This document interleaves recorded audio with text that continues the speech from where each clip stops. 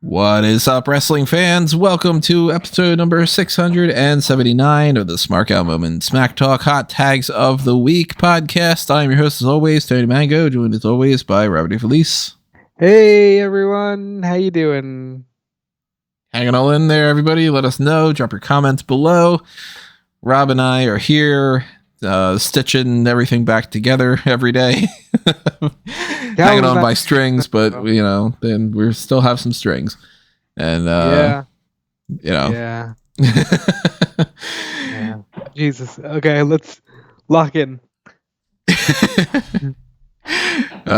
We are, of course, going to break down everything that we feel like talking about for the past few days of pro wrestling. We're going to have some guest noises from the typical construction of New York popping up here and there.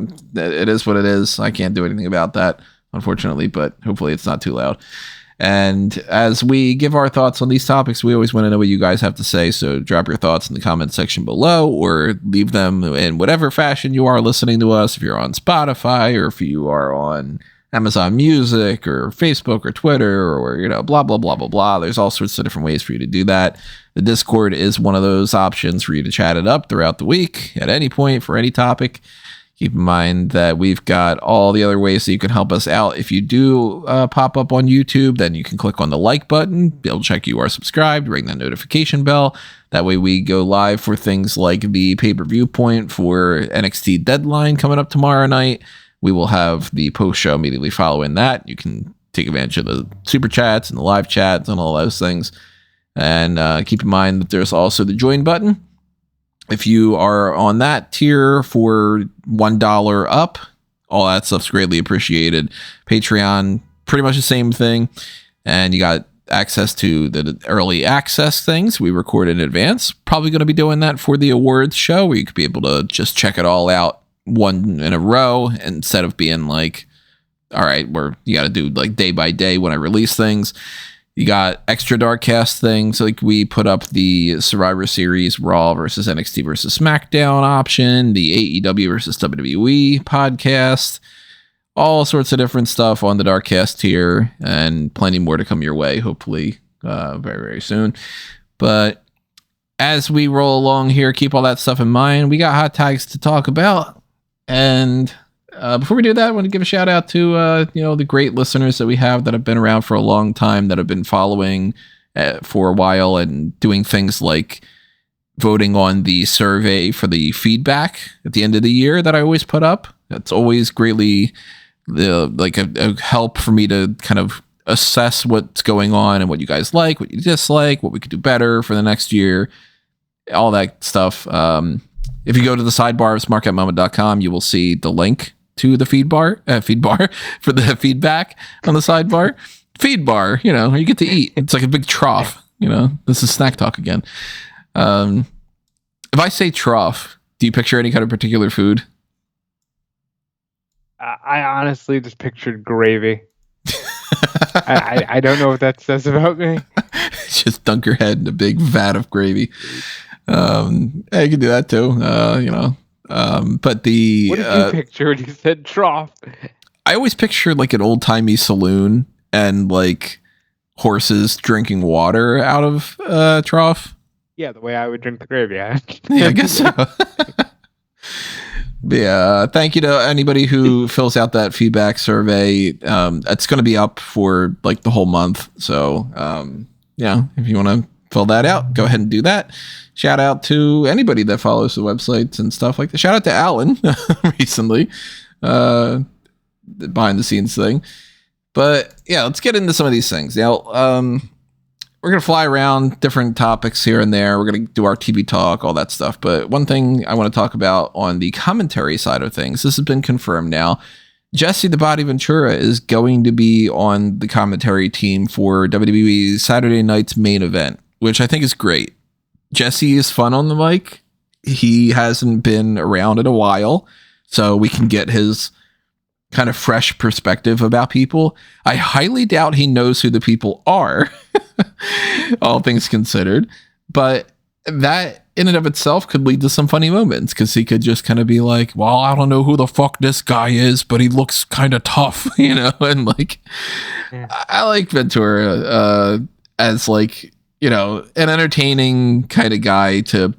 He's not going to be with Vince, so that's going to be a little bit weird, but I'm down for this 100%.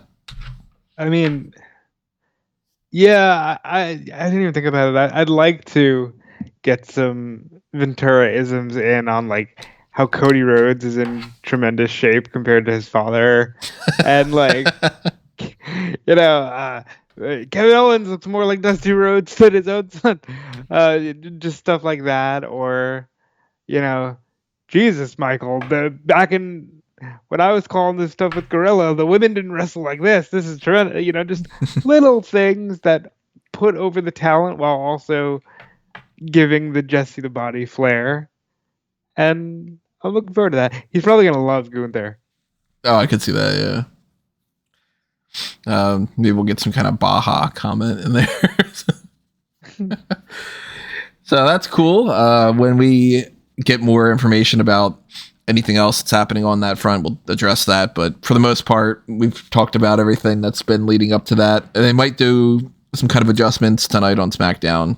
They're running out of time for Saturday night's main event to be added to anything else, because they only have a 2-hour show. So right now we're at 4 different matches already for the card. I don't think we're going to get anything else added to there, but if we do, it wouldn't shock me if it was like a Roman Reigns segment or some kind. Or what this show is missing?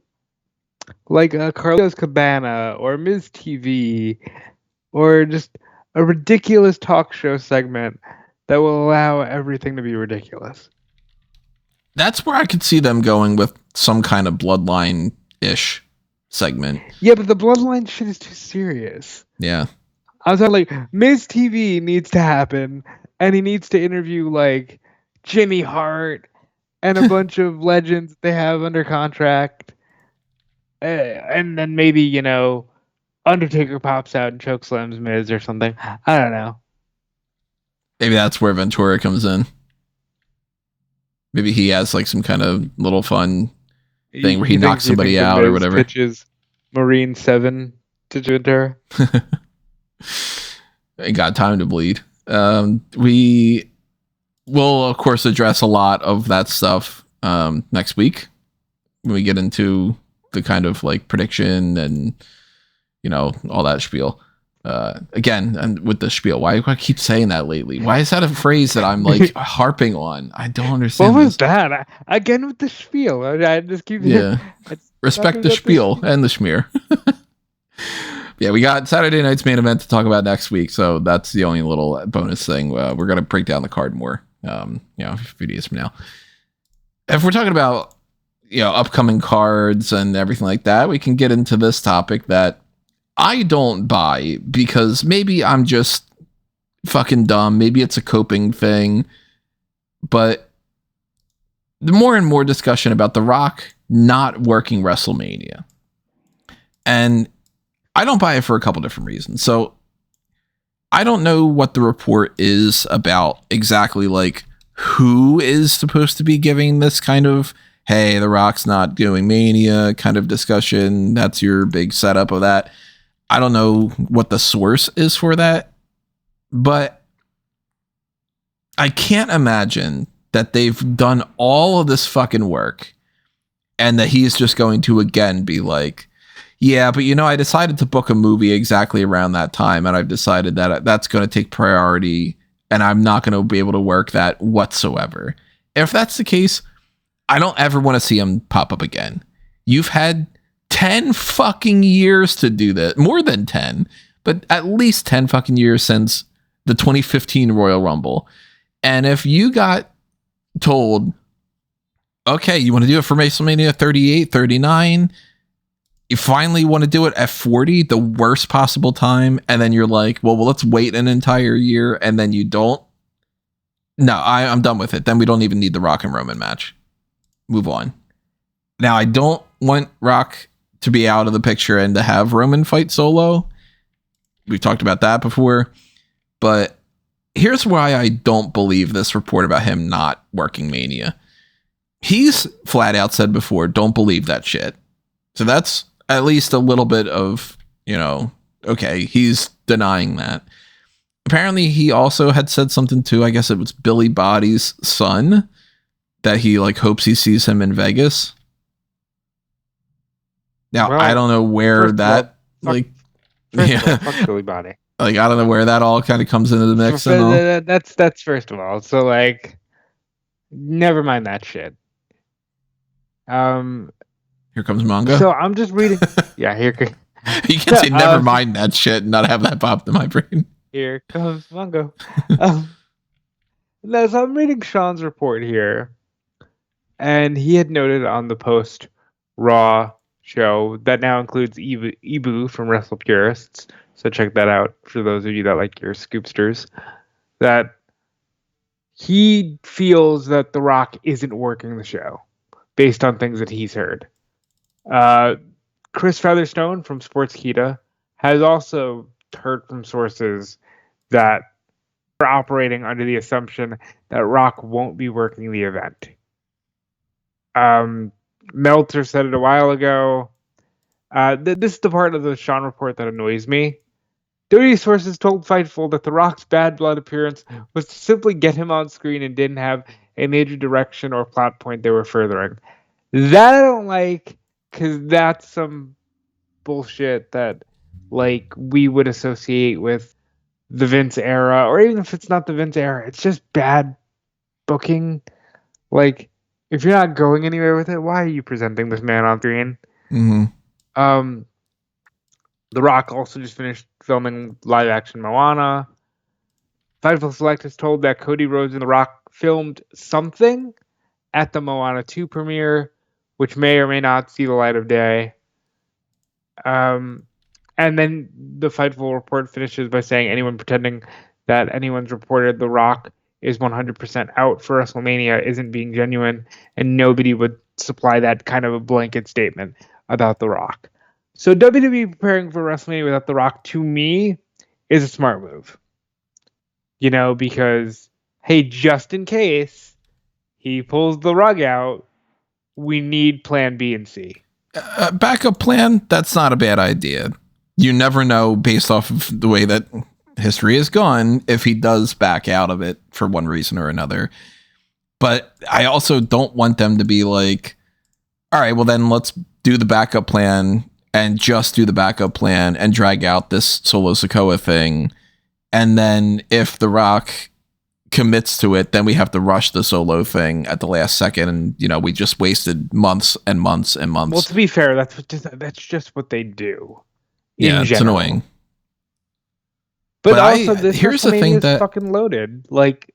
They might be thinking, okay, hey Rock, if you're gonna miss one, this might be it, because all eyes are on Cena. It could be. I'm a little bit suspicious that potentially their backup plan is to not do Punk versus Rollins, but to do Punk versus Rollins versus Roman. For what? For Mania. No, for what? What's on the line? I don't know if it would be a number one contenders thing. I don't know if somewhere they just have a match for the sake of it, or I don't know how they would get there. But the fact that they're setting up something with Roman and Punk at the same time that they're setting up the whole Rollins thing, that has me kind of all right, at the very least, they're positioning it where I should be more excited about what that whole favor thing is than to see Solo versus Roman 6 months from now. I was thinking about this. Maybe they just came up with that out of their ass. Could be. And they don't actually have a plan for that. It could very well be just, we put that out there and we'll figure it out later. But it's just, that's a great hook, though. As long as you pay it off at some point with something. Well, not necessarily just with something. Well, you know what I mean. Yeah. I'm not something saying worthwhile. That the favor is some muffins. I'm saying, yeah. I mean, he didn't get his macarons. I'm saying, hey, maybe the favor is all right. Roman has won the championship, but now I'm coming for the championship, and I need you to open the door for me to beat Roman or whatever. Like, it's just an interesting plot device, and that's more than I can say for anything with The Rock, because the whole he put something in Cody's hand the night after Mania, and that was supposed to be like, oh, what did he give him? And that would have been intriguing, I grant you. Except they did what they always do with full-time champions and said, hey, you're full-time, now you're going to fight a guy who couldn't get on the pay-per-view 2 months ago. And we're just going to do these matches They revealed again and again. what Rock gave him, right? No. I thought that they did, and that it was underwhelming, and that I've already forgotten it. I could, if they did, missed it completely. What The Rock gave Cody Rhodes. Let's see.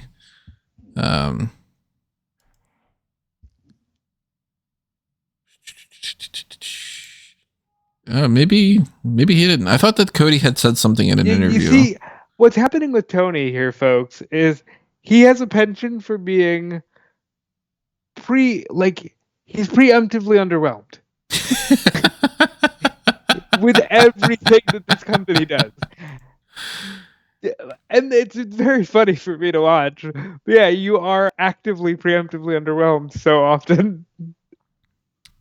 Right, so in June, Cody said, I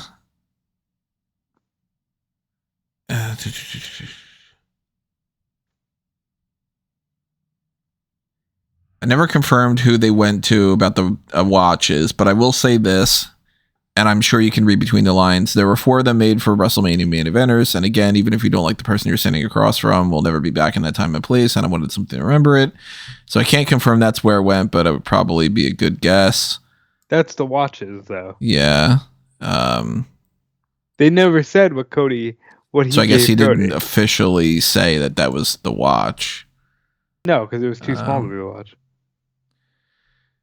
It probably was fucking nothing. Any of that stuff, we're gonna see. You're so preemptively no, it was bad. Yeah, he gave him a gift card to Panera Bread or something. Hey! Those kitchen sink cookies. Most of the stuff at Panera is pretty good. Hey, Panera, you want to sponsor us? You want to bring the one that was closest to my apartment that you fucking took away from me? Now I never go to Panera anymore because I ain't going down an extra couple streets. Fuck you. It ain't that fucking good for that price. Come on. I'm not going to walk around there. There goes that sponsorship. It ain't good enough for me to walk a couple blocks. Well... But if you have a car and it's cheaper, whatever. Look, a bread bowl is something that I can fuck up once in a while. I'll say that. The scones are good too. They have good soup. Yeah. Broccoli cheddar for me. Anyway, that's a little bit of a snack talk 2.0. Let's talk about this whole Peacock Monday Night Raw. Actually, so a couple other things about Monday Night Raw. So one of the things is Monday Night Raw is not going to continue to have their archives on Peacock anymore. And I know you are very concerned about this. I'll say this. I'm glad Callum's not here because this would have been greeted with the biggest amount of indifference. I think this is terrible. And I think we should say something. You cannot go from a system where you have everything at your disposal for $9.99 and then go, hey, we're not giving you all of the Raw episodes anymore. And NXT is out of it. And the bullshit excuse that, who really does that? Who really looks at 1994 Raw? First of all, me. Second of all, that's not the point. The point is, it was available to us, and now it is being taken away. For the same reason that I don't like when HBO Max takes shit off the platform. Mm-hmm. For the same reason I don't like that Disney Plus takes things off the platform. Or I don't like Netflix, that the Michael Jackson episode of The Simpsons isn't available for viewing. right. Or Netflix will be like, well, we're gonna add a TV show, and then like that's supposed to be a real major marketing point for you to sign up for the service, but then we only have it for a few years or something, and then now the license rights expire. And I get that like license rights are a thing, but also when you are in bed with WWE in the way that they are, it's not the same type of license rights. And we don't know the specifics about that stuff. So maybe there's some kind of weird thing and there's some finagling going down or whatever. But like that isn't the same as Netflix not having Friends anymore, or The Office, or whatever it might be. Here's a good example. How I Met Your Mother. I primarily watched How I Met Your Mother on Netflix. And then one day it was taken off. It moved to Hulu. It's now back on Netflix. I understand stuff like that. I don't love it, but I understand stuff like that. This is different. This is an archive. This is a library. This makes every person who vents and pisses and moans on the internet about physical media still being of dire importance. And for those of you, Tony, who like to advocate for piracy, this does that. This does that because I gotta tell you, if I have every episode of Raw, which we have used on this very platform, on this very network, SmackDown Moment, 2001 Wrestling Odyssey, every time we do a fan announce table, we use the Peacock library. We use the network library. Yes, I know that the YouTube Vault channel is a thing, and they're uploading things as fast as they. They have the Heyman documentary on there, the Punk documentary. They have Survivor Series 90. They have Halloween Havoc 98. But you're not going to tell me that they're just going to throw in all of the stuff that ever existed onto this one platform while also trying to shovel out videos for the algorithm. It ain't going to work. It feels very much like the Disney Vault to me, where it's like, hey, you better hurry up and fucking buy The Little Mermaid. Right. We're going to make it available for you for the next 6 months. And again, yeah, I am irrationally upset about this, probably in the minds of some of you, but I actively use this stuff. I am the person who sits around and goes, I need some background noise. Bam, starting 95 Raw, and it'll just play. Right. Because I did enjoy that shit. That is part of the reason why I love the network. I love the fact that I can go, you know what? I want to watch WCW Beach Blast 92. I can just do that. You can't take away something that has been, easily accessible and then just go, deal with it. And look, as upset as I am, I'm also older, so I can at least sympathize with somebody going, yeah, well, they never should have done that to begin with. It's a horrible business model and it wasn't working. But the kids who don't know. Won't somebody please think of the children? That's not what I meant. So I understand why you're going there. I'm actually like the entitled kids who don't know anything about like a life before everything being at your fucking fingertips. They're just gonna look at this and go, I'm not fucking paying you more money for less content. Now, across the board, people need to stop with this, like, what can we do to fuck people over? What's the most amount that we can fuck them over and have them be okay with it? Look, I'm not advocating for certain things, but sometimes when you fuck around, you find out. And I am totally okay with the way that the world's been going lately. I am totally okay with people going, I think they should fucking find out.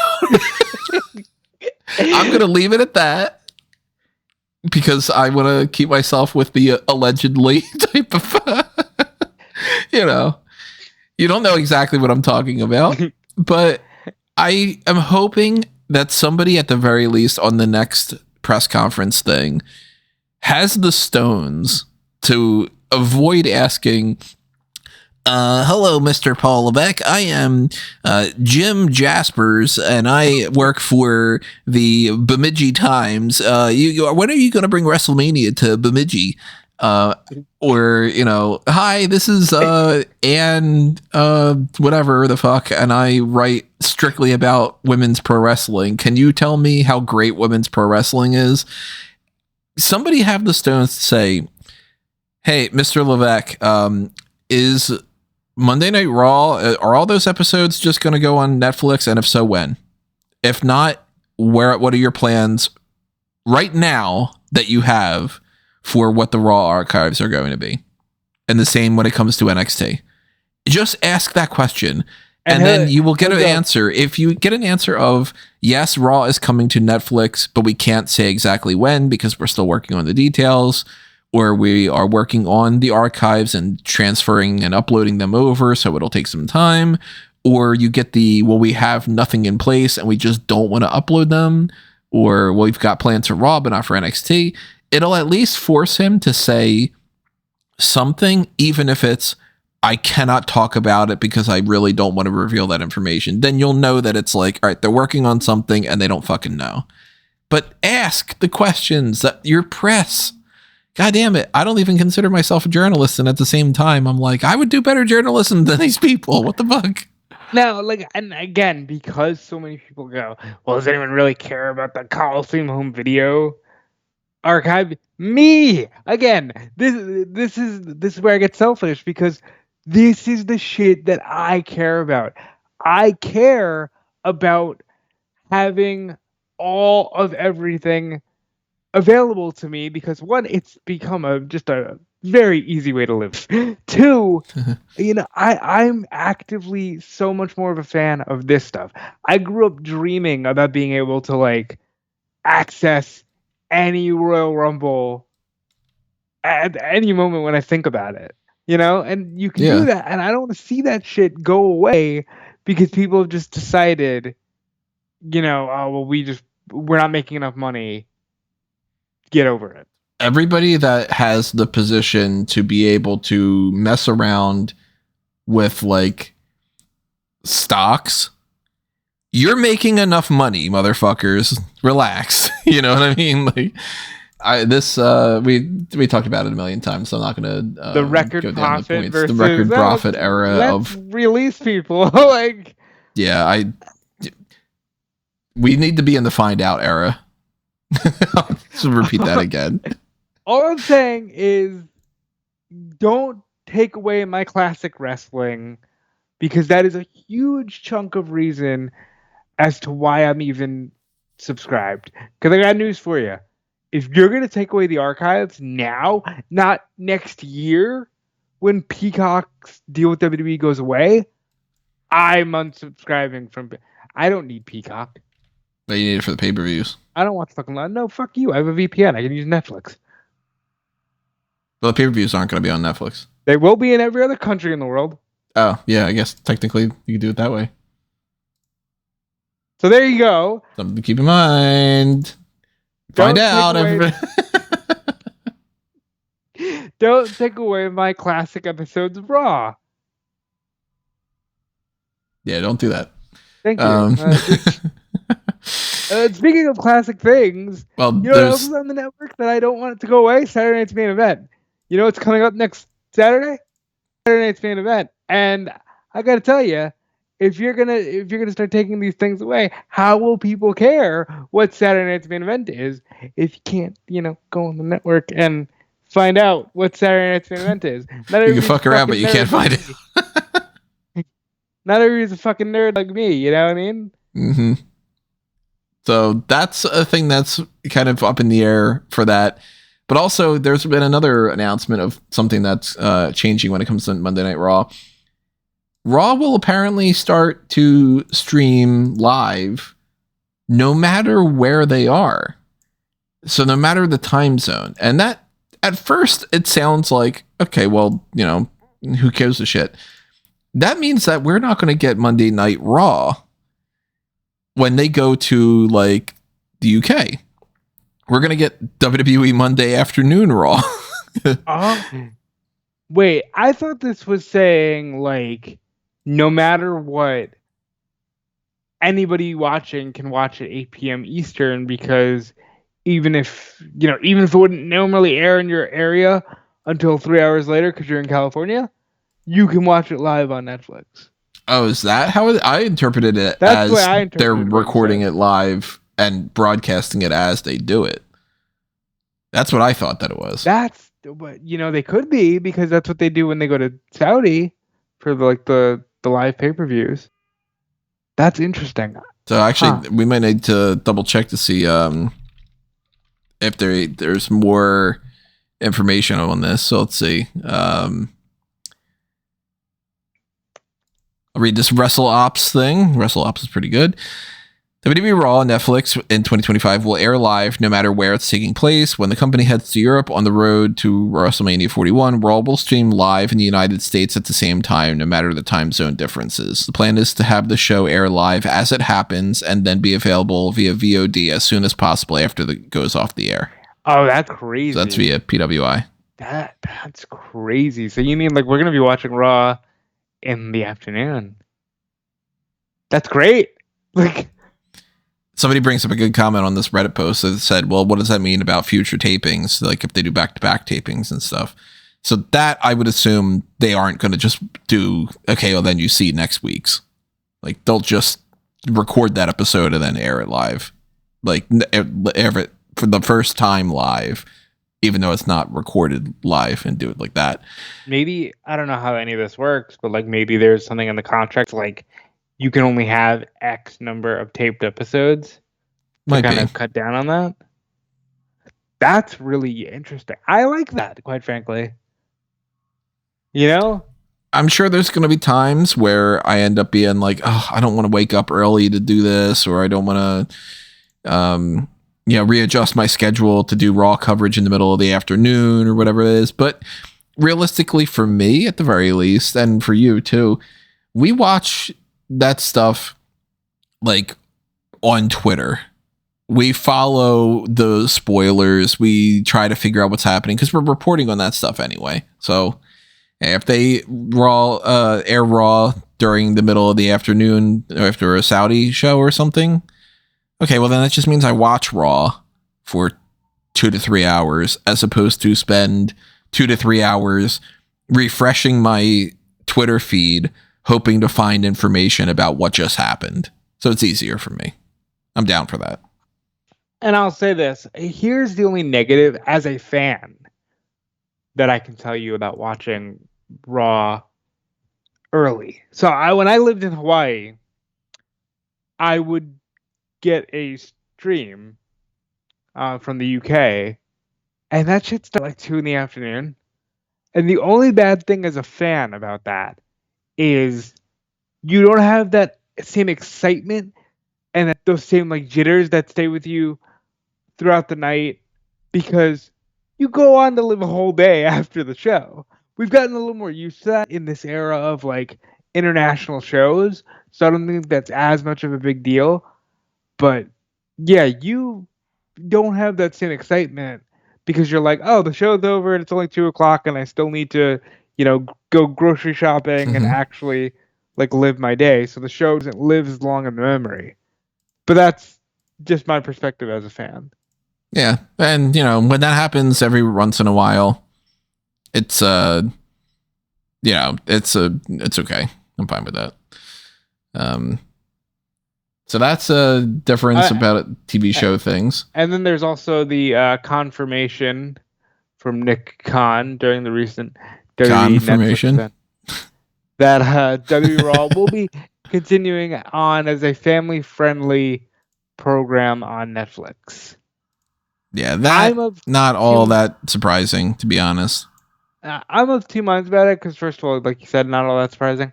But then I would say, don't bound yourself to that comment. Because then if The Rock does show up on January 6th and feels like just saying fuck all the time, you're going to be like, yeah, never mind what we said, but only for The Rock. Mm-hmm. And that's the kind of stuff that's like annoying. Hey, maybe you have an older fan base right now. You know, you had the kids in the Cena era, and they're grown up. Maybe just grow up with them. You know what I mean? Like that. It worked previously when the kids in the Hogan era grew up into the Attitude Era. That's how that worked. Maybe it's time to just present less of a family-friendly show. By the way, that doesn't mean that, well, because we promised not to be family-friendly, we now have to resort to crass behavior. Right. That doesn't mean that. Yeah, you don't have to go from 0 to 100. It doesn't mean like, oh, well, we said we wouldn't be family-friendly. So tonight in the Bra and Panties main event, we're going to have Liv Morgan against Rhea Ripley. Like, no. Now, would I want to see that? Easy. That's a different story. Then we start talking and we go, okay, you can play around with that a little bit more. Like, I like rated R content. I like PG-13 content. I'm kind of the opinion that everything is better if you go with whatever it feels like it should be rather than forcing it. And that applies to, you know, this kind of stuff, but it also applies to movies, for instance. Like, people go like, oh, you know, we need a rated R everything. No, not everything needs to be rated R. But I would really like to see a rated R Batman movie at one point, because a lot of Batman villains are really fucking brutal when you don't have to go under the PG-13 banner. And, you know, like, you can't do... Yeah, I'm geeking out over Batman. Batman's amazing. Shut up. Well, yeah, you can't do Professor Pig properly and not make it rated R. If they ever do a rated R Batman, it's going to be one thing, and you know what it is. It's got to be Serious House on Serious Earth.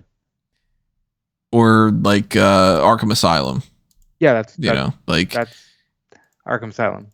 Well, I mean, like, you know, like an adaptation more of like the specific game, like specifically. Oh no, you're not allowed to do that. Kevin Conroy is not alive. Yeah, but like that type of stuff is applicable to WWE, where like, yeah, I don't want WWE to just be like, okay, well, we have to hit a certain amount of curse words, or nudity or drug references or whatever the hell that would be to reach a rated R thing, because that'll make us cool. No, make good content, and if it's G, PG, PG-13 R, then it'll be good. But if you say, well, we only have, like, the thing that always bugs me, and I think it's hilarious, but the idea that like the MPAA only allows you to say fuck once in a movie, to me that's like, these people sitting around at this conference table are like, I don't know, man, a lot of people died in this movie, and these jokes were like this kind of reference and all that stuff, and they said shit 117 times. You said fuck twice, though, and I think that's going over the limit. Like, that type of stuff is crazy to me. And yeah, WWE should be allowed to have a little bit of flexibility, where if they want somebody to say, I'm going to kick your fucking ass, that it's not the end of the world. Look here's a great example. Jada Parker on this week's episode of NXT was letting some words fly. And she was just feeling it. She said, run that shit back, I think, right? She said, run that shit back, dropped an N-bomb. Oh, she did? I didn't catch that. To the referee. When did she say that? Because she was yelling at the referee to get the ropes down. I didn't catch her say that, though. And she said, I know you heard me. Get him down now. And it's, sure, go with it. She's feeling it. Jada Parker is a great example of somebody who's like a real character, and you like can say, okay, she's at least into what she's doing. That's the kind of stuff I want to see. I don't want to see them be like, well, we have to be family friendly, but we promised you a little bit of edginess, so, you know, The Rock's going to get to say fuck once. Or John Cena might say shit. You know, and it's like... JBL is poopy. Just let the... Yeah, he was the poster child for that PG era. Let the thing fly as it may. Don't, constrain yourself to anything. Because I gotta say, I'm excited for Raw on Netflix. This is a huge change. For the first time ever, Raw's not on cable. Which is a huge, like, corporation statement, we're all moving away from cable. Is it 10 years too late? Maybe, but hey, everybody's finally ready to move a big property like this off of cable. And I'm curious to see what happens. So that's one show thing. We also know another update for a show. We talked about this before, but WWE LFG. Now we know a little bit more about Legends and Future Greats. And this is a little bit different than what I was anticipating. So I'm not going to read the whole press thing for everybody, but we'll give you some like highlights here. It specifically says that it features Triple H, Undertaker, Shawn Michaels, and Booker T, which already is like, okay, well, is it the four of them sitting around and just talking about their four biggest rivals and whatever, like that kind of thing or whatever? Well, not quite, because it says it's a new competition series that features in-ring matches along with behind-the-scenes looks at rising talent vying for a coveted WWE contract while being mentored by those four. And they also threw in there coaches like Mickey James and Bubba Ray Dudley, I should say, not just Bubba Ray. And it's like going to do stuff about the training process and all this. So this feels like it's like the fourth variation of Tough Enough. We've had Tough Enough. We've had Breaking Ground. We had that Roku show that nobody in the world watched. And it's like, all right, is this the A&E version of Tough Enough? It kind of seems like it. And I'm good with it, though. The Roku thing, I didn't bother to watch because, let's face it, they, not only is it Roku, but they also, like, damn near went out of their way not to tell anybody that this show existed. It was pretty much the way that they do with, like, Main Event. It's so crazy to me. When WWE has something that's outside of the norm, they will specifically not do something about it. Like, why are the Speed Champions not holding their championships when they are on SmackDown? What is the purpose for that? To be like, I don't want to advertise. It's Twitter or X being like, no, that's our thing. And it's only our thing. It's dumb. It's just so stupid because it's just like, well, Main Event, they don't ever advertise it. So a lot of people that actually probably would be interested in checking it out wouldn't know that it exists because they just act like it's not a thing. So if that's another thing with this A&E show of WWE LFG, where this is the most that we're ever going to hear about it, then you know what, I'm going to forget about it too. But if I actually see promos for it and they plug it on an episode of Raw or something, then I'll try to check it out. I like that kind of thing. You brought up something interesting, though, that we were talking about this when we were trying to just like settle on our hot tags. Is this going to be where the WWE ID people get used? Or is this just Performance Center people? Or is this outsider people like, you know, Diva Search type of stuff? My guess is it's the ID people.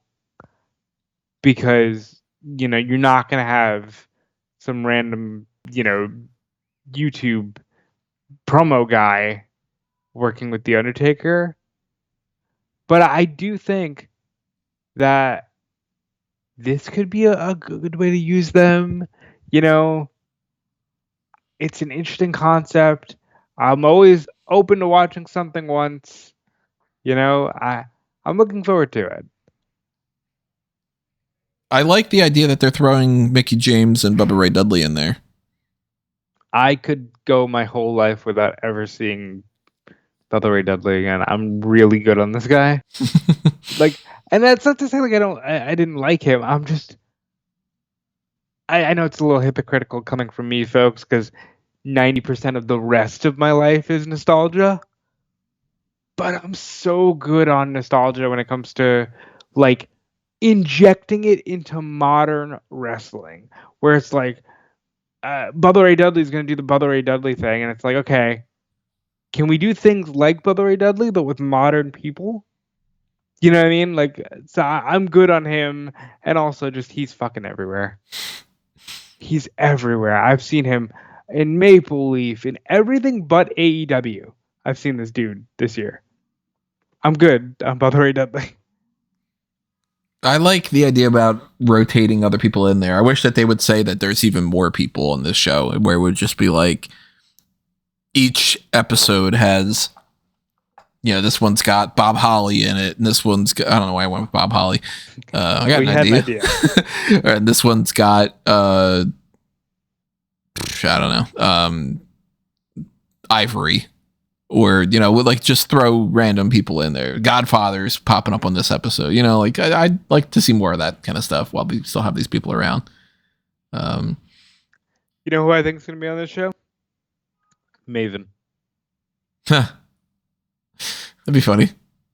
I think Maven will be on this show. I think his year and a half on YouTube has paid off big. I don't know if you know this or not, but one of his recent videos ended with him arriving at the Performance Center. Oh, really? And I can see Maven being used here. We got trademarks as well for a future show on AEW side of things. I like this one. And I'm assuming it's only going to be one of these, but they trademarked Maximum Combat, Maximum Mayhem, and Maximum Carnage, which we just talked about some Batman stuff, but hey, my number 2 favorite superhero of all time is Spider-Man. Maximum Carnage is one of the biggest story arcs that is out there for Spider-Man. If you don't know, it's even a video game, all that stuff with Carnage and Venom and Demo Goblin and Shriek, and very fun story. All matter of crazy 90s type of stuff. They could do a better version of it nowadays, I'm sure, but I don't know about that. Better in some ways, more like a tighter, more like well-rounded story. I think they could do. But if you want to go with just like pure 90s fun, that shit was fun. Fantastic Four pops up in all this. I am assuming that they trademarked all 3 of these because they are just like, well, we'll use one of them and we'll figure that out down the line about which one we're going to use. And there could be potentially some trademark issues with Maximum Carnage because it is something that's like, how do you kind of navigate that versus like, you're not going to do like AEW Secret Wars without Marvel being like, yo, come on, man. Secret Wars is our thing. But then again, AEW's played fast and loose with this stuff before, where they're like, we're going to throw out November to Remember. We're going to throw out Bash at the Beach. We've got Winter is Coming. And it's like, that's a Game of Thrones thing. Well, that's because they partnered with Max. Yeah, that one they give a little bit of like leeway on that front, but like they still did it with the WWE stuff. And it wouldn't shock me if they tried to, like, look at Tony Khan with the Captain Insano. Like, he's just looking around going, is there anything I can take from anything else and just be like, that's mine now too, I don't blame him.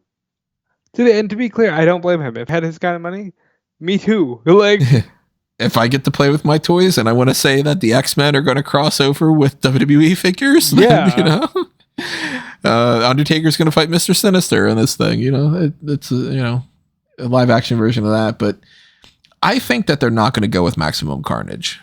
I think that they'll end up going with either Maximum Mayhem or Maximum Combat. But this does seem like this would be the name of a show, which could be anything from a special episode of Dynamite, or it could be another whole pay-per-view. I don't think it's going to be a pay-per-view. I think it's going to be an episode of TV. I think it might be a pay-per-view. There's plenty of months still open for them. They don't have a show made. No, they have Double or Nothing.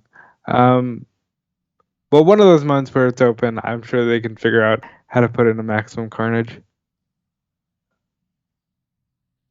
Well, we have, what's the schedule for, let me actually go to smartguymoment.com and I can see the schedule for Handy Dandy Yep. Smart Guy Moment has the 2024 and 2025, at least as far as what we know right now, breakdown. So the Fight for the Fallen is just like a special on Dynamite. Revolution is, Revolution's March? Yeah. I thought it was earlier than that. Okay. They're all plugging the All In Texas and all, of course, too. So we got March and July is covered. And then we can kind of assume the usual breakdown of some of the other things. So technically they could have another thing in January or February. I don't think that they would rush it that fast, but maybe they could have. I'm seeing something that I need to remove here because they didn't do St. Patrick's Day Slam, and I had that down still as they didn't do that this year. No, they didn't. It was kind of weird. Of course, we were talking about this the other day, and then they rushed to this whole like holiday bash and everything. We got Dynasty in April, Double or Nothing in May, Forbidden Door in June, All in July. All in stuff in July and August, All Out, September, Wrestle Dream October, November Full Gear, and they're December World's End. Covered month to month, huh? That's just January and February that they have open for a pay-per-view. Then I guess maybe we got a February pay-per-view. Or it is just a TV show. And the TV show, not like an episode of Dynamite, not like, AEW Shockwave, where it'll be like that. Like unless maybe they didn't get Shockwave. I can't imagine that it's going to be AEW Maximum Carnage. Like, weekly show kind of thing. But it does say it's entertainment in the nature of wrestling contests, like events, programs, that kind of thing. So it's show-based. It's not like Maximum Carnage is going to be the name of like a faction or something. And when we find out more information about exactly what that is, we'll let you know. But that is something that's kind of up in the air now. If we're going to get AEW Dynamite Maximum Carnage, or if we're going to get AEW Collision Maximum Mayhem, or whatever it might be. Not the worst name in the world, but that's compared to a lot of other shows that I'm not the biggest fan of on WWE and AEW on that front. I think I like the Maximum Carnage name for the Spider-Man reference, but I think I would like Maximum Mayhem better. Maximum Combat sounds too close to Mortal Kombat for me. Yeah, and I'm not the biggest fan of that. Maximum Combat name, the Mortal Kombat's fun. Although I was always a little bit more of a Street Fighter guy. And this will surprise all of you. I prefer Street Fighter, specifically when they're mixed up with X-Men and Marvel characters. Marvel versus Capcom type stuff and all. Is like one of the best crossover fighters of all time. So much fun. Let's switch over to some TV talk that we don't normally talk about, but we now know who is going to be fighting Chris Jericho for the ROH World Championship at ROH Final Battle, which the setup that we have going on with all these next few episodes of things and the fact that it's ROH, we're going to do Saturday night's main event next week. We'll do either a separate predictions thing, like treat it like a pay-per-view, or we'll just do Saturday night's main event as part of the hot tags and kind of combine that. We haven't figured that out yet. It's going to kind of depend on just what we end up doing next week. But the week of like the 18th of December and onward, we got to start knocking out those AEW and WWE end of the year awards. It's not going to be worth it for us to do a separate video that's ROH Final Battle predictions. We're just going to do it on the hours beforehand. We're going to do it on the hot tags that week and just kind of combine it all there. And the ROH Final Battle coverage, we're not going to do a post show. I'm not going to. But that it's happening on the 20th. I will watch it if I don't have something else going on at the time. I'll do my usual. Boy, it really sounds like Ring of Honor is a priority in your life. It's about as much of a priority as you would expect based off of the way that this year has been going. ROH, it's not for me in multiple different ways. Okay, let's talk about that. Who is it for? Because the sickos. It's not, though. That's the problem. Because let's talk about this.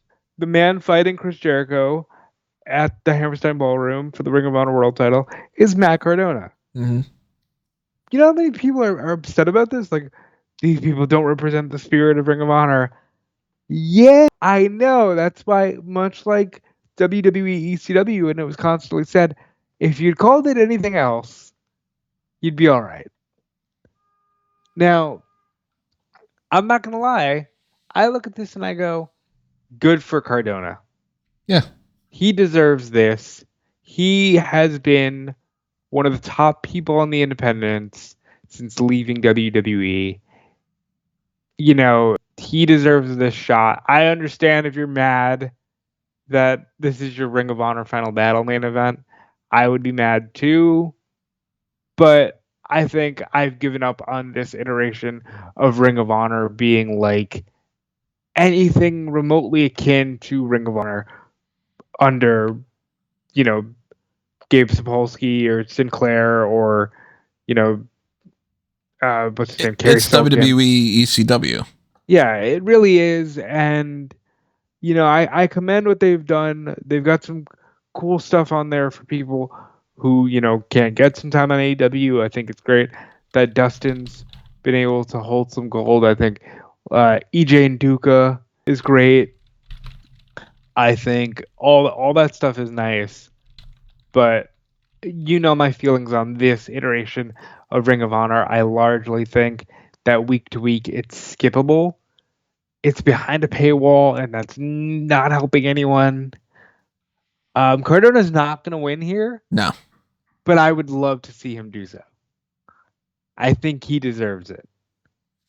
But I think so many people would be upset if he's the one that beats Jericho and not Mark Briscoe or someone that they can actually get behind as carrying the spirit of ROH. Instead of the spirit of Eddie Guerrero. There's an old school joke. Again, we'll talk about some predictions a little bit later down the line, but I am not anticipating Matt Cardona winning that. Are you like what was your thoughts when you saw this? I was like, I wasn't expecting that. First off, because I wasn't expecting them to record that after Dynamite. Right. And I was looking for Rampage spoilers, and I was just like, wait, what do you mean Chris Jericho's coming out and doing the thing that he said that he would do on ROH? Didn't he already record that? I'm like, oh, okay, they didn't record that. That makes sense. And then I just assumed that it was going to be like maybe Samoa Joe returning to do that, or somebody where it would be like he's fighting El Chupacabra from some promotion or whatever, and then it's like, all right, I've never heard of that guy before, and and that I'm supposed to know who El Chupacabra is, and but Matt Cardona is cool. I still kind of want him in WWE a little bit, but at the same time, if that's not working out, then this is interesting, and I don't think he's going to win the title based off of the fact that if they put this on Jericho to try to work with the TV rights and all, just set up a deal, then they're not going to give it to Cardona. Then they're just going to keep it on Jericho until they sort that out. Yeah, but I think Cardona is due something because, again, he's worked hard for it. Like, he put in the work. I want to see him. Even if it's taking the reins of this Ring of Honor, like, sure, fine. Now create separate rosters and let Ring of Honor be its own thing. But yeah, ultimately, I don't think he's winning. So we'll talk about that later on,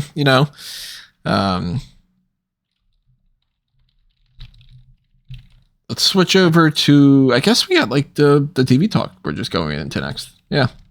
Okay, and if we're going to go with TV talk, I think we should talk about Monday Night Raw. Yeah. In a rare occurrence, has some of the most important stuff of the week. Yeah, we mostly talked about NXT already with the NXT deadline stuff, so we're going to kind of skip over NXT. And SmackDown you can't really talk about because it was just Survivor Series lead-in.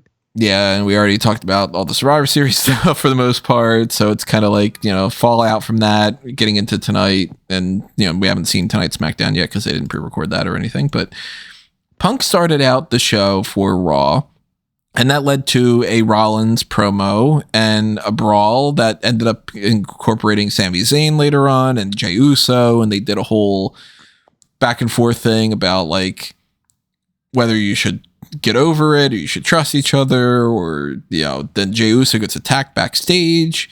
It all boils down to this whole thing with Drew McIntyre coming back and hitting a Claymore kick on Sami Zayn, which I don't know why. And what do you mean you don't know why? Well, I mean, it's like, why go specifically for Sami when you've got Rollins and Punk? Yeah. because he's done with Punk. But he's done with Punk because the story's just like, all right, we don't want to do that anymore, and we're going to move over to Sammy and Drew. But they haven't given an actual explanation for him to be like, and now I'm mad at Sami Zayn specifically, and he's my target. It's gonna end up being an extension of why Rollins is mad. He's mad that you're like, what the fuck, Sammy? You've learned nothing, and all you do is team with these toxic people. Look at Kevin Owens. You constantly give Kevin Owens a break, and he constantly proves everybody right. That's going to be the story. The story is going to be, you have learned nothing, and I am mad that you're getting time on TV, and I'm sitting at home licking my wounds after Hell in a Cell. But you completely skipped over the fact you boiled down a lot there. Yeah. And I'm here to tell you that the opening of Raw was one of the best, most logical promos I've seen in WWE in a very long time. The logic that has been lacking in WWE has gone, it's still missing in a lot of ways, of course. You know, it's WWE, it's pro wrestling. There's going to be inherently a major suspension of disbelief. But the logic level, so much higher in the past couple of months. Specifically, when you get people who are good and who know what they're doing. Punk starts off the show and he's like, hey, I got rid of Drew McIntyre. Paul Heyman cashed in a favor. And now I'm moving on. And where am I going? And he does the funniest thing ever. And he does the WrestleMania point with no sign up there. And he says, you can't see it, but I can see it. Because I've been waiting my whole life. And people keep telling me it's not there. But I'm going to find a road to WrestleMania. Maybe I go through the Rumble. Maybe I go through the Chamber. Maybe I just cash in a favor. First of all, I like that he's old and wise and says, maybe I don't enter the fucking 30-man Royal Rumble that I got injured in last year. Maybe I, since I'm doing well in cage matches, maybe I throw myself in the Chamber. But I like that he's showing there's different roads to WrestleMania because, like, the last 2 or 3 years, the WrestleMania story has been, hey, these top tier guys can't soon figure out how to get to WrestleMania. What's the fuck? And a lot of our card becomes, well, he didn't figure this shit out until somebody came out to the ring and said, I want match. Yeah, that was, I think it was 2022. That was a really bad, like, plague that everybody was doing. Mm-hmm. Thought that was great. Rollins came out and said, hey, guess what, motherfucker? You're healthy. I'm healthy. We've been waiting for a while. Let's do this shit now. Yeah. And Punk, being so great at being this antagonistic character, says, no, I don't want to fight you anymore. You're not a champion. And you had something that I wanted, and you don't have it anymore. So yeah, I don't care that you're thinking about me, weirdo. I don't think about you at all. Yeah, it's great. It's like, it's a good way to make it to where it's like you can technically cheer for either of them, but they're kind of slowly trying to seed a little bit for either of them that could potentially turn heel. If you want to make it Rollins being like, just going like Frank Grimes mode, he could totally do that. And I do think that's where it's going, but it got better because they actually start fighting. And you're like, cool, they're not going to do the thing where they drag it out for 4 months or whatever. They just start fighting. Sammy and Jay break it up. And that allows for Rollins to get in Sammy's face and be like, you don't fucking listen. You don't learn. Why are you teaming with him? Why did you team with Roman? And again, logic. Sammy goes, hey, guess what, asshole? I didn't want to team with him. I wanted to team with you. You said no. And then they go back and forth with like, you created Roman because you hit him in the back of the chair. And Rollins rightfully goes, hey, guess what? You did the same thing, you fucking hypocrite. Mm-hmm. Yeah. Yeah, if you're going to blame me for that, you got to blame yourself. You hit Roman with the back of the chair, and fuck Roman, he hasn't even apologized to you yet. That was the part where I started cheering in my chair, because he's right. Yeah. Roman hasn't even apologized yet. And, like, I'm so tired of everybody giving this guy a pass. and that's when they agreed to fight. And then eventually Drew McIntyre comes back, which is another great, like, the deck is stacked, barring injuries. Please God, none of these people get injured. Barring injuries, they're stacking up for what should be a nice loaded Mania. There's actually a point now, if nobody gets injured and they have The Rock and they have John Cena, you don't even have to throw in like a Brock Lesnar. And at this point, I'm assuming Brock is not going to be a part of this, but you never fucking know. And you never know if they're going to throw in another random ass thing like that. You know, a couple months beforehand, did I think that we're going to have that one WrestleMania where it was like Ricky Steamboat and all them? Like, no, I didn't anticipate that. But even if we just look at like Cody, Gunther, Cena, Punk, Rollins, McIntyre, there's rumors that it could be McIntyre versus Wade Barrett at some point. Like maybe they throw that in for Mania. You've got like, on the women's side, you've got Rhea, you got Becky popping up at that Netflix thing, and it's like, yeah, it seems like more and more confirmation that Becky's going to return back, and you've got new titles for the women. Yeah, 2 new whole championships you have to work in, and you don't know where Charlotte Flair fits in yet, and Tiffany Stratton still hasn't cashed in Money in the Bank, and the good thing is now you kind of care about these characters. I mean, your mileage may vary, right? Like, right. I don't know if everybody cares that much about Liv Morgan, right? Maybe they're a little over it, but you have established throughout the year she's a big deal. So she ends up in a big deal instead of someone like a Becky who didn't want to come back yet, for example. That's okay. Like, I'm gonna spoil this for something that we at least are tentatively talking about doing at either the beginning of the year or around the time we do the awards. If we do the Mount Rushmore of 2024, like Liv Morgan is going on the Mount Rushmore of women for 2024. She's had a hell of a year. She's had a great year, and you can't. I understand if you don't love the storyline, but you can't hold that against her. She has had a strong year and been a top star. Mm-hmm. So, I mean, we got a potentially stacked Mania that I hope actually turns out that way, as opposed to it just being like, and then it all falls apart. But we're never going to really know. But they started out with some good stuff on Raw with that, because it's like, I'm assuming it's Punk versus Rollins at Mania. I don't want it to be. I really don't. If I have my way, and no one cares about me and no one's listening, but if I have my way, it's Rollins, Roman, Punk, Cena. And now look, I know everybody's going to be like, why do you need to see Punk Cena? Because you do. Because you do, and to me, it's akin to booking Taker and Hunter in 2011. Who would you put with Gunther then? Who would I put with Gunther? I think it's going to be Gunther Braun Breaker. Whether there's a championship on the line or not, I think it's Gunther Breaker. So I'm still hoping Cena Gunther. Me too, but I'm also like, and this is, I'm not ashamed of admitting it. This is purely me being a Punk fanboy. Get that motherfucker his WrestleMania main event. Just do it. Like, for someone who is on that level, there's no reason for him to go maybe next year when next year's not guaranteed. Punk and Cena is one of the top rivalries of the last 10 years. There's nothing wrong with just going, hey, run that back. I see people asking for, like, because remember, this could be Cena versus any champion. He's not, like, married to Raw.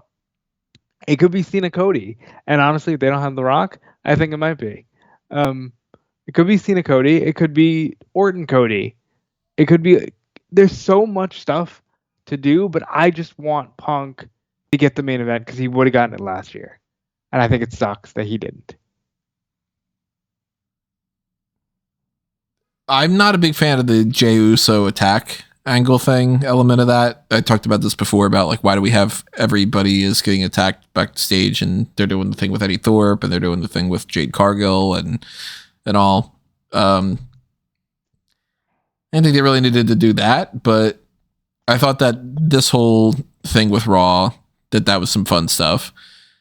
Had some other stuff that wasn't like a particularly great, like we don't need to bother to talk about like the Judgment Day stuff. Really, like I don't really like that all that much. Except for the fact that Finn Balor is fighting Gunther. He is. He's going to fight him at Saturday night's main event. Damian Priest should come out, interfere. They should do a triple threat, whether that's at Royal Rumble or at Saturday night's main event on January 25th, or it's the Raw debut on Netflix, which either it's that as like a main thing and or the women's Intercontinental title, but we'll talk about that in a minute too. But triple threat should be something that they do. And not at Mania.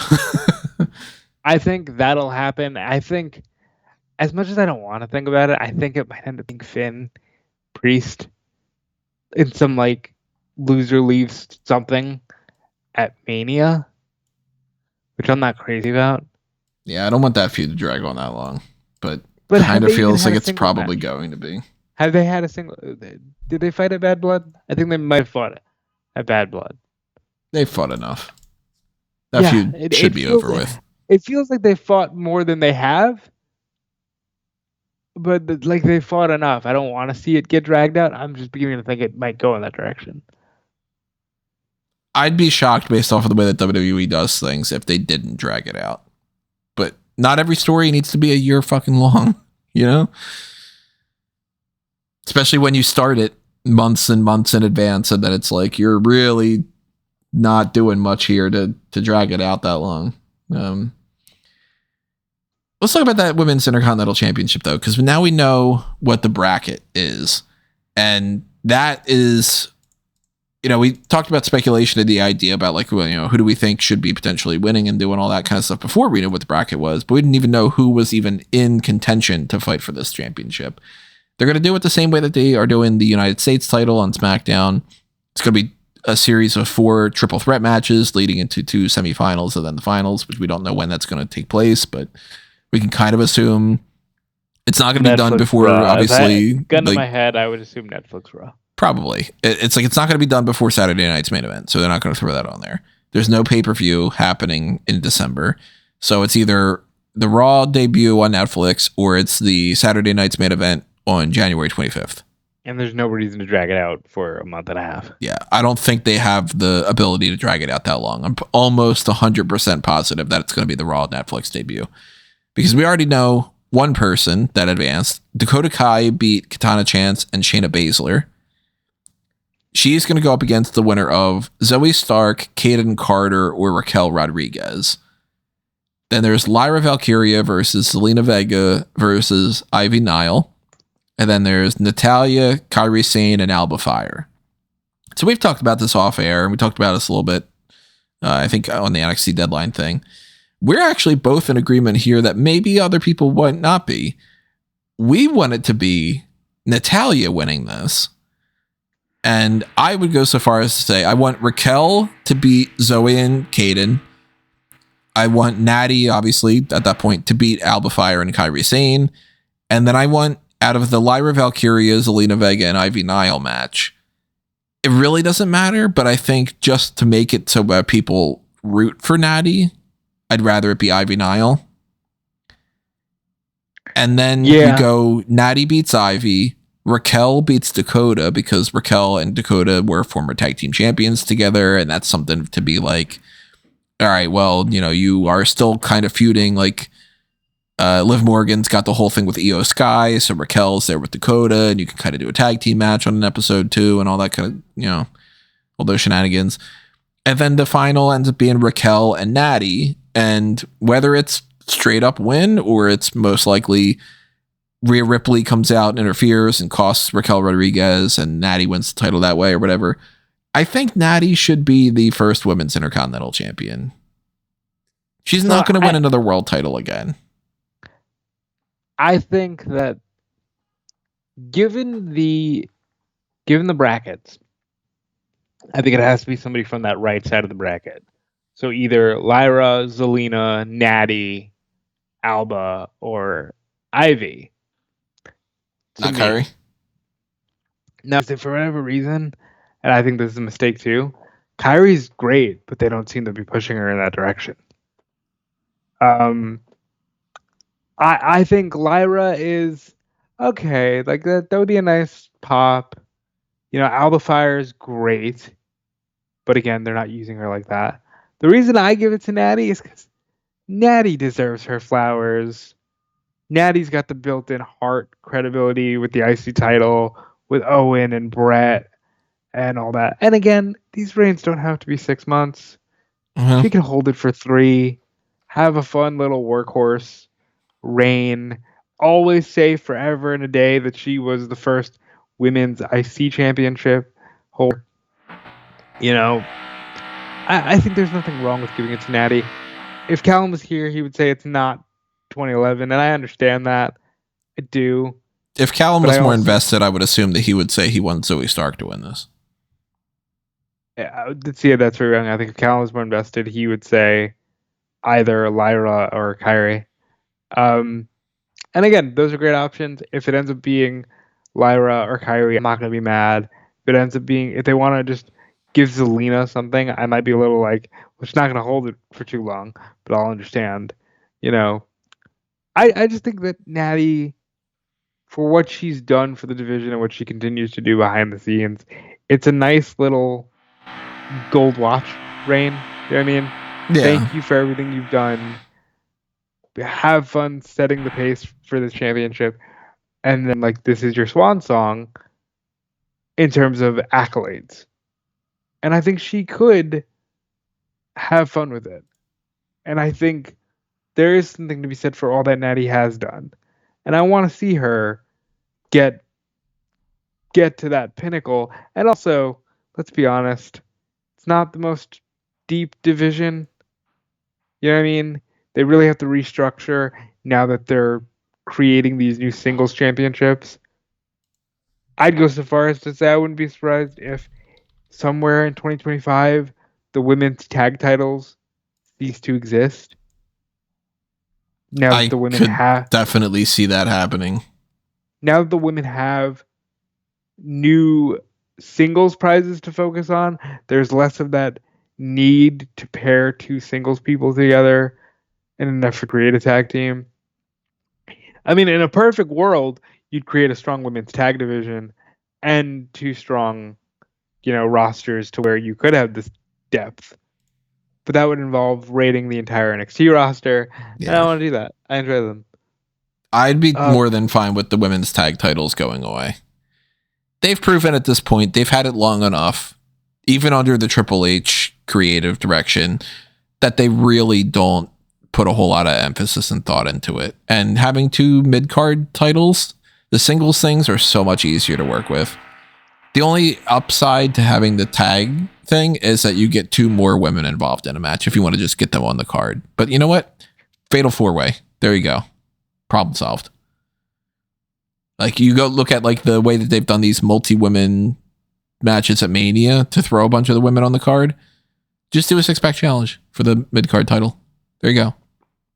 Yeah, I think that's going to start happening a lot more. And again, a perfect world, they would actually use the depth of their roster, and you would see more from Alba Fire and Isla Dawn, and you would see, new teams forming of Kiana James and someone else, just to create a new team. You could create that depth, but I don't think that they can. So if one title had to go away, I think it's the women's tag. Now, yeah, I want to see Natty win, and I want to see, this new title give new life to women and give new direction and new stories. And hey, now you can tell more of a story in your division, and someone can work through the ranks of, I went from NXT to the women's IC to now I'm ready to be women's world champion. And that's cool. Yeah, it's going to allow for a much easier transition too, because when you take somebody like a Roxanne Perez, you put her on the main roster, she can win that IC title or that US title within, 2 months.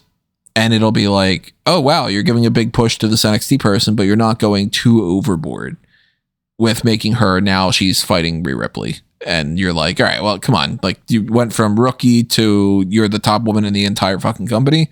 That's kind of a stretch.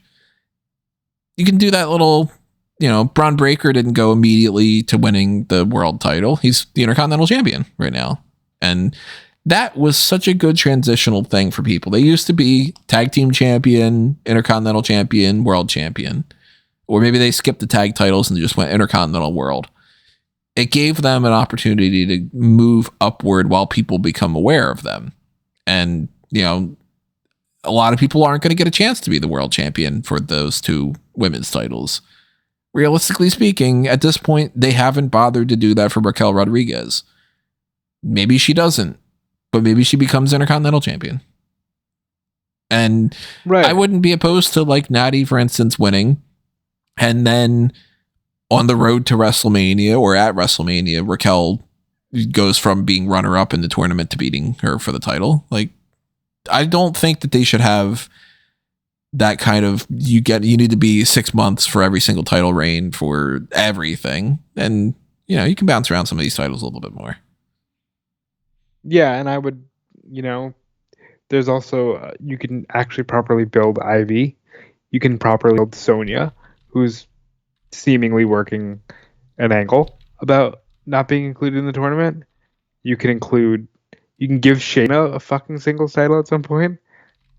Like, the only positives I see here.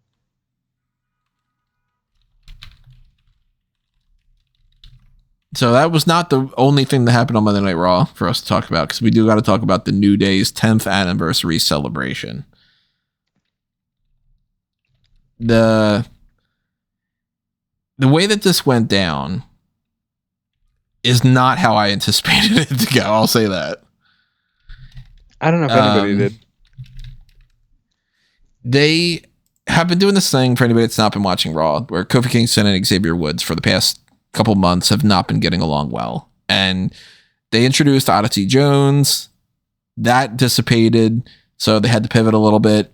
Became more about who's the QB of the team and all this.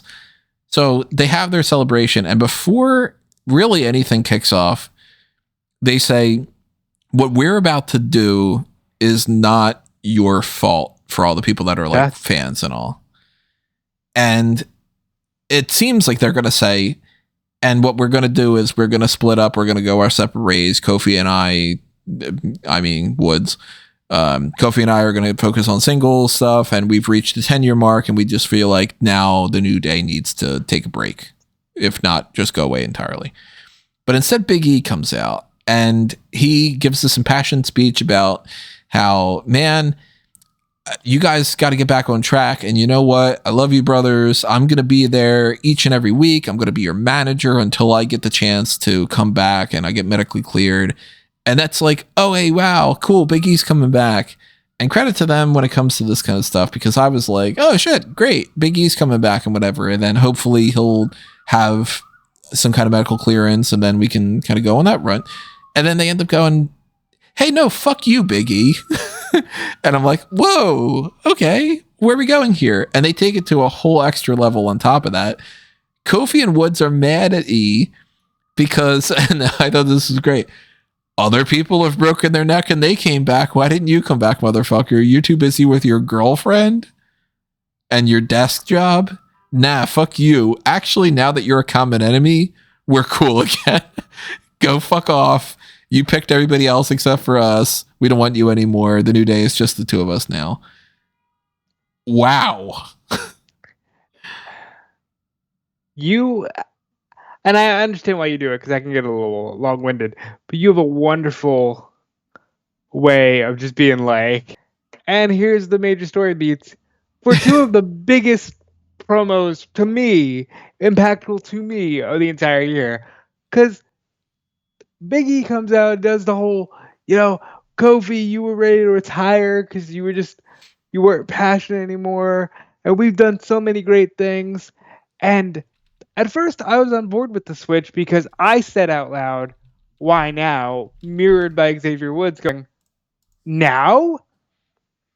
And it was like, in that moment, I'm expecting, okay, so Woods is just going to be an asshole. Maybe Woods just goes off. When Kofi jumped in and said, "You left us," I was like, oh, the only thing I can compare it to is watching Brock Lesnar pin The Undertaker at Mania. Because I'm watching it out of body going, wait, what are they, doing this? And, you know, a little hammy, little over the top with the idea of like, well, Austin broke his neck, came back. If you really loved us, your neck would have healed. Edge came back. They mentioned Edge, which is like, obviously in another era, they wouldn't have mentioned him because he's in AEW now. I like the fact that there was some realism here where, yeah, you were fully aware of the fact that they were fighting. Mm-hmm. Why didn't you just offer to be their manager off jump 2 months ago, or even 3 weeks ago or so? And that was really hammered home to me when Wade Barrett was like, Big E hasn't been on Raw in almost 4 years. And I'm like, what the Yeah, that was weird to me to hear that, because I was like, yeah, it's been about 2 years. Because it's been March will be 3 years since he broke his neck. Insane. So that really hammered home for me. God, there were so many emotions there because Big E's going, I broke my neck. What do you want me to do? Like, what am I supposed to do? Like, we're not going out like this. And they refused to give him a hug. And they're like, yeah, it's just us now, man. And again, credit to where it's due.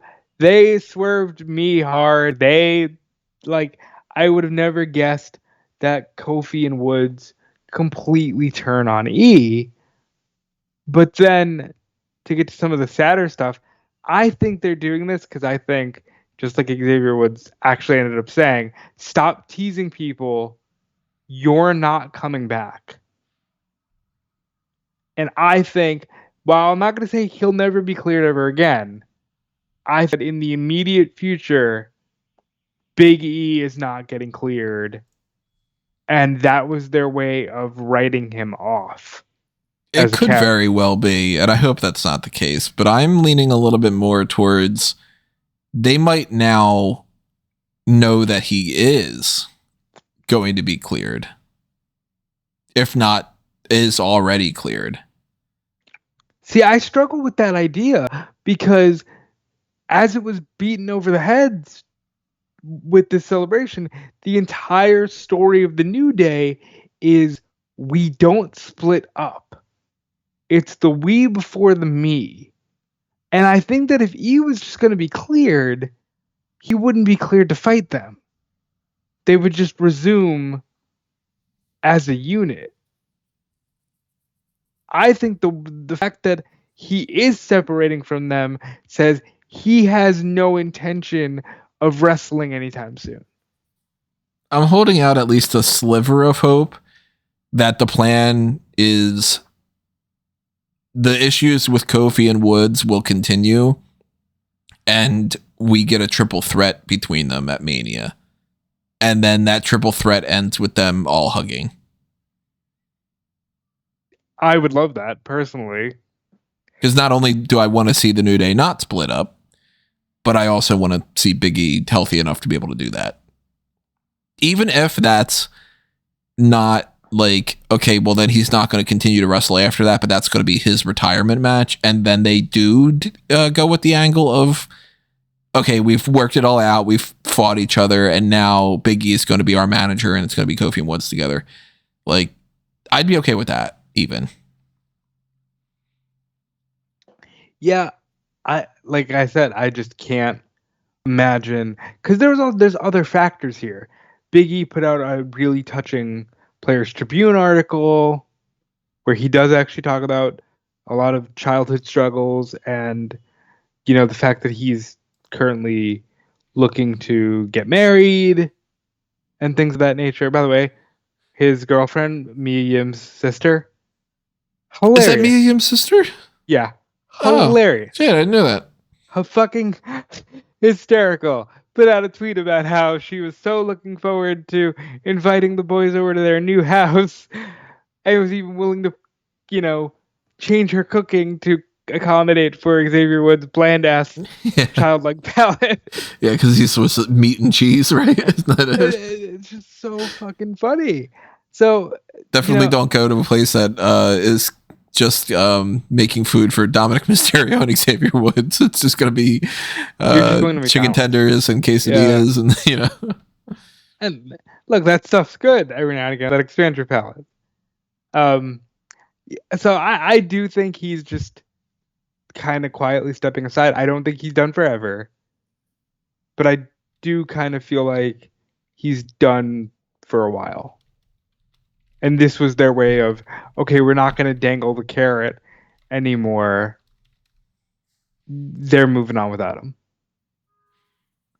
It's either going to be really depressing or it's going to work out in a way that's much more optimistic. But I'm more invested in the New Day storyline now than I was before, and a lot of people seem to be too. So that's very cool. And that's going to go down on my awards as one of the options for like a pretty damn surprising moment this year. Yeah, again, the only thing I can compare it to is the out-of-body experience of going, what do you mean he lost at WrestleMania 30? Like, I feel that strongly about this group because I think it's amazing that they're like the first faction in history to go 10 years, not a single breakup. And that was really hard to watch. Crazy stuff on that episode of Raw. We already talked about NXT, so we don't need to get into that. The other stuff that we didn't mention is, it's so minuscule. It's like, Carmen Petrovich is still annoyed at Ashanti De Adonis because he pushed her out of the way, but he was trying to help her and she thought he was just being a dick. Okay, well, that's it. Whatever. NXT Deadline's coming up, though.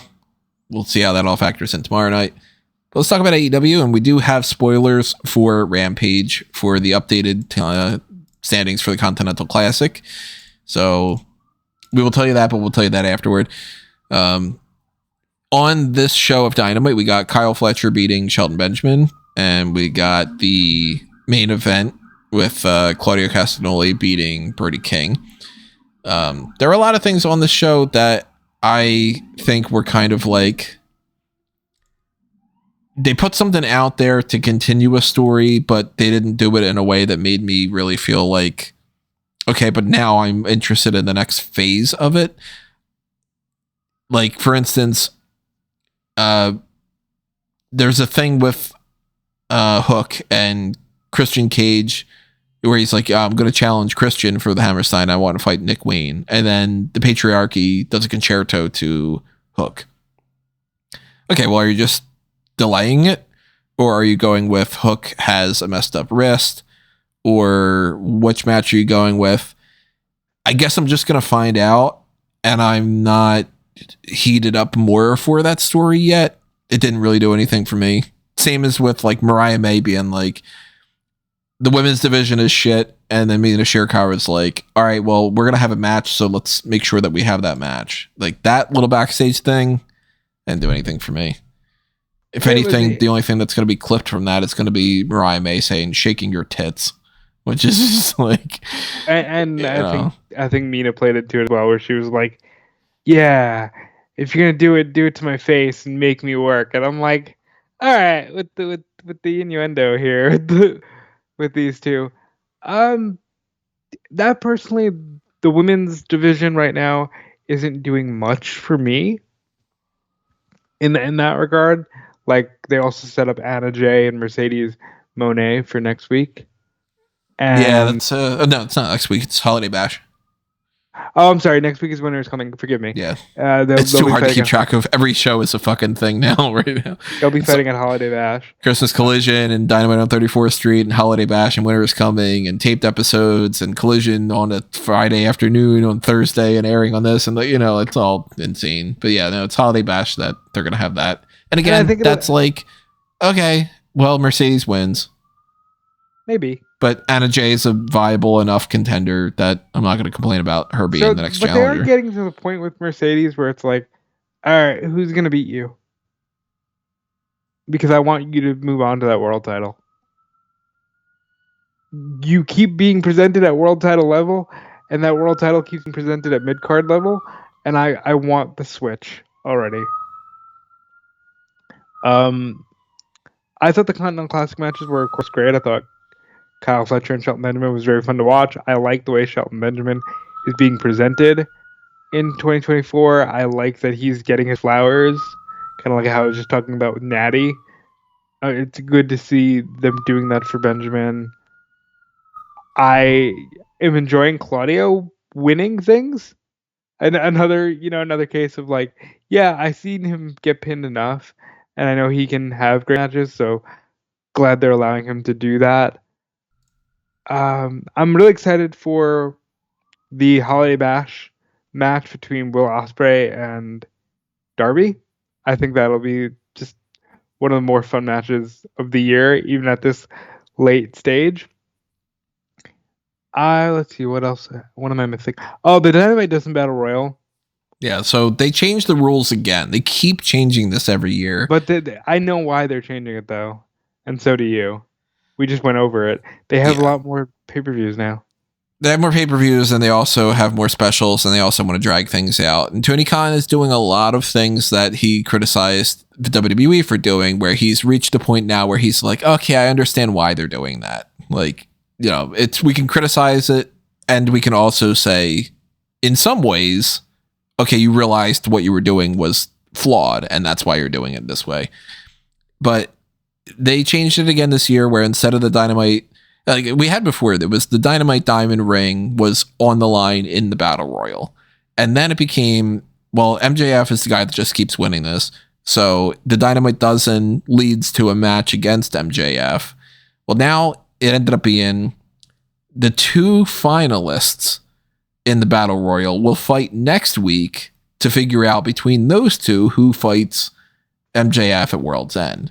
So when you saw the lineup of who it was, and so you got like Evil Uno and like Action Andretti and whatever in there, you're like, all right, it's Adam Cole and Kyle O'Reilly. So then it was Adam Cole and Kyle O'Reilly. They're going to have their match of winners coming Dynamite. I think, honestly, at this point, Kyle O'Reilly is going to beat Adam Cole. They're going to do Kyle O'Reilly versus MJF at World's End, and the Adam Cole match is not even going to take place until sometime in January. I am getting the vibe of Kyle winning too, but I also feel like the World's End being the 1 year mark, I think you should just fucking do it at World's End. But I also know that with the ring on the line, Max probably isn't losing. Yep. But then again, if he's going to lose it to somebody, if they go with Adam Cole could be the guy that wins the ring, and that's like, okay, I've got the ring. I'm finally the person that beats MJF or something. Yeah. And I think that there's a lot of weird stuff with this storyline where they're just doing it. It all makes sense in the context of if you know that these people are all friends, and if you know everything that happened last year. Like, if you're a brand new fan, this is probably a very weird storyline for you. But it all makes sense. It's just, let's get this over with already. Because I love my Undisputed Era, but it feels very forced right now. Like, why is Kyle O'Reilly just suddenly like, yeah, I'm all up in this shit now? Because even though I declined to join Undisputed Kingdom 5 times, now I'm mad, and now I'm going to fight, Max for Roddy, even though Roddy turned on me. Now I'm going to fight, like, far be it for me to poke these holes, because I do these guys together, and I'd rather it be that way. But they are fucking showing just a lot of plot holes.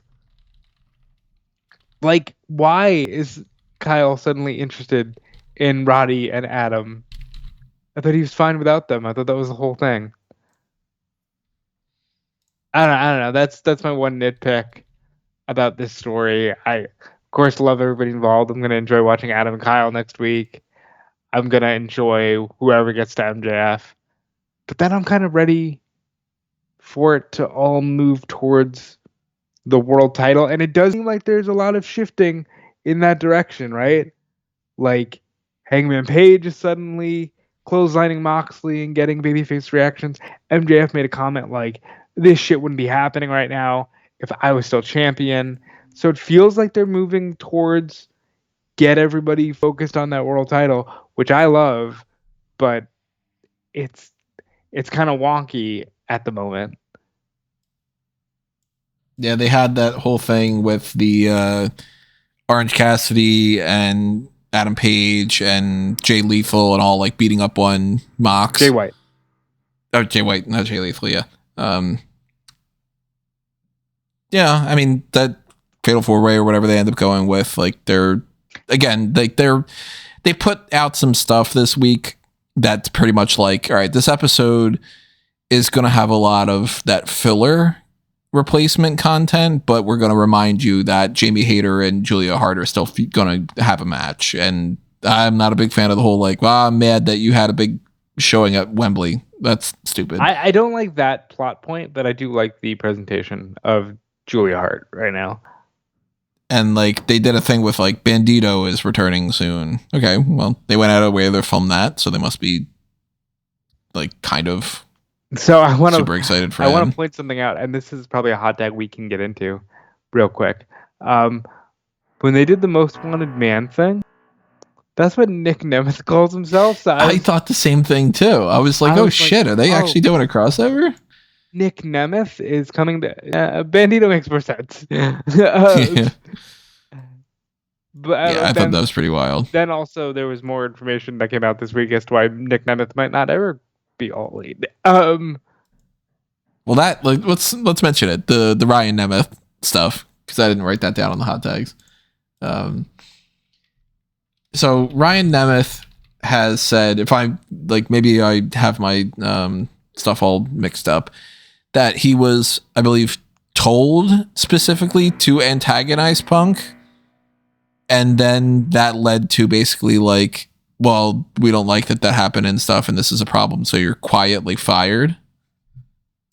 Kind of like throwing him under the bus to be like, we want you to upset this guy because we don't like what is going on with him, and then, well, now somebody's got to eat some shit, so it's going to be you. Is that correct?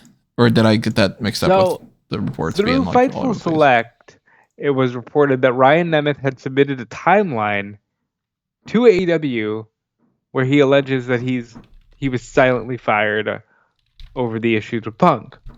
And he provided, according to the report, a whole timeline which he claims to have, he has emails, phone logs, texts, where he says that in April he contacted their legal rep with concerns he was being targeted by Punk.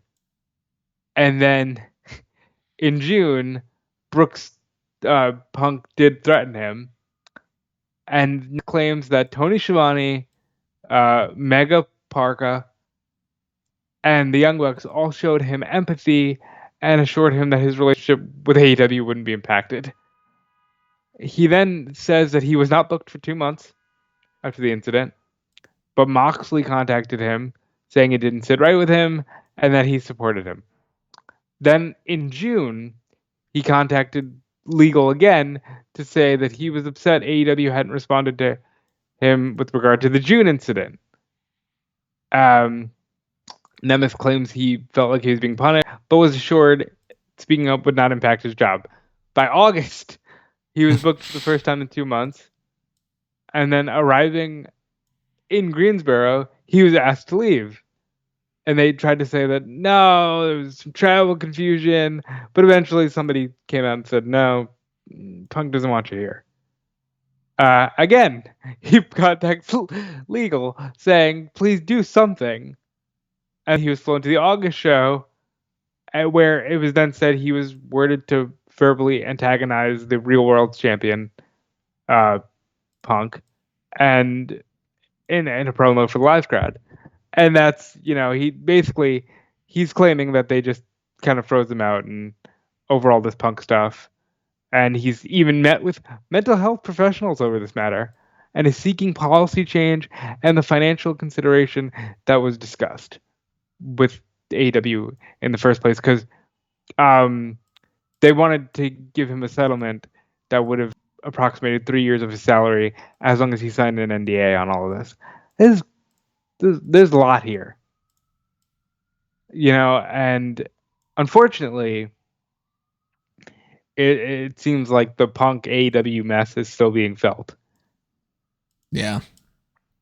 And, I mean, there are good people and bad people on both sides of those things. So it's kind of like you can be a CM Punk fan and at the same time be like, wow, that's kind of shitty that he did that. Or you can be, pro AEW and go, well, that's really shitty of them.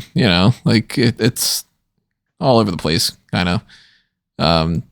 But my point being, I got excited for Nick Nemeth, and I don't think it's going to be Nick Nemeth appearing in AEW anytime soon. Yeah, the most wanted thing ended up being Bandito instead. We know now who is replacing Juice Robinson in the Continental Classic. That is Commander, and he's just going to take over the points that he had, and kind of act like that's not a thing. Meltzer tweeted this out, which I thought was funny. He says, Komandar is replacing Juice Robinson in the AEW Continental Classic, which tells you everything you need to know about the good and bad in AEW. And I don't know what he meant by that. Other stuff that happened on Dynamite: Swerve beat Max Caster. Oh yeah, what the fuck do you think is going on with him? Caster, I mean, he's just gonna split from the group. No, I mean, like, all he does now is like he leans into it. He retweets a bunch of MAGA shit. Like, do you think they want to silently fire this guy? Like, what's happening here? Maybe. I don't know. I mean, stranger things have happened, but I don't think he's gonna be like getting sent out of the company. I think that it's gonna end up being he just leaves and he goes with the Hurt Syndicate, maybe not. I liked, by the way, with the Hurt Syndicate that they did the thing where after Shelton Benjamin lost, that it ended up being like, we're the Hurt Syndicate, we hurt people, let's fuck up these people backstage. Yeah, like they verbally berated Benjamin for losing, and they beat up a bunch of people, which I liked. They look threatening. Yeah. So we also have spoilers for Rampage. If you don't want to know what it is, then skip forward to the plugs.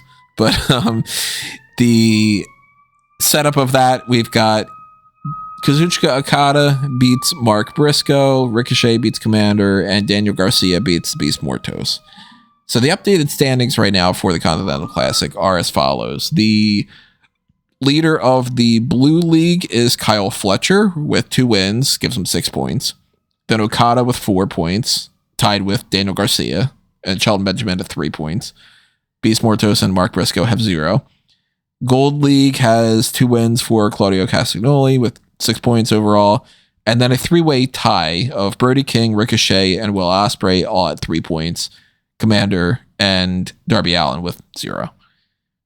Damn. Of course, it could very well change over the course of the next week when they do more matches, but I am anticipating the same sort of setup that I said before. I think that Gold League is looking at Ricochet and Will Ospreay, potentially Darby Allin, but I don't think so, as the 2 main people that will participate at World's End. And then Blue League, I'm leaning towards Fletcher and Okada. And that would give you what? That would give you probably Okada against either Ricochet or Ospreay, and then Fletcher against Ricochet or Ospreay, and kind of see where they go. I think that it's still going to be Okada in the finals. I think it's still going to be Okada and Will, because it's just like, how do you turn down the opportunity to say, yep, Okada and Will is the featured match on our show?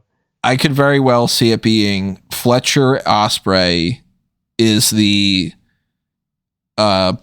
either the Blue League winner against the runner-up, and they kind of do the whole big switch thing where it's like, oh, look at that, and then it's Okada is the runner-up and Ricochet is the leader of the Gold League, and Ricochet loses to Okada, and it's like, the 2 runner-ups are actually in the finals. It could be that, and then after Ospreay beats Fletcher, it's Ospreay Okada in the finals, and Fletcher screws over Ospreay, and Okada retains.